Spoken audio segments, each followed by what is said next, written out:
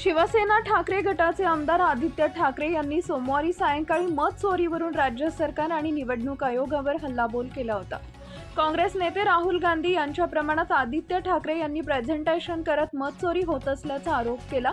यावर मुख्यमंत्री देवेंद्र फडणवीस यांनी महाराष्ट्राचा पप्पू बनू नये असा टोला आदित्य ठाकरेंना लगावला।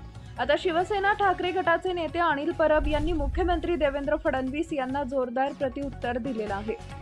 परब म्हणाले की आम्ही प्रश्न विचारतोय, निवडणूक आयोगाला उत्तर देतोय कोण? निवडणूक आयोगाचे मालक म्हणजे भाजप। आदित्य साहेबांनी काल चुकीची मतं आहेत ती दाखवली, यात कसला आलाय पप्पूपणा? यांचं उत्तर निवडणूक आयोगानंच दिलं पाहिजे। घरघडी असल्यासारखं काम हे भाजप करत आहे। भाजप आमच्यावर टीका करते म्हणजे काहीतरी घोळ झालेला आहे। निवडणूक आयोगाला आम्ही प्रश्न विचारले तर त्यांनी उत्तर दिलं पाहिजे।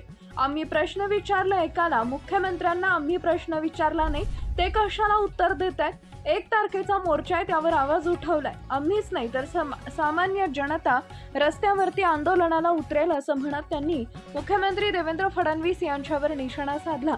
मुख्यमंत्री देवेंद्र फडणवीस म्हणाले की आदित्य ठाकरेंनी मी महाराष्ट्राचा पप्पू आहे असं प्रदर्शन करू नये। मी त्यांना महाराष्ट्राचा पप्पू म्हणणार नाही। राहुल गांधी जशी मोठी स्क्रीन लावतात आणि इकडून तिकडून फिरतात, पण खोदा पहाड चुहा भी नहीं निकला असं असतं।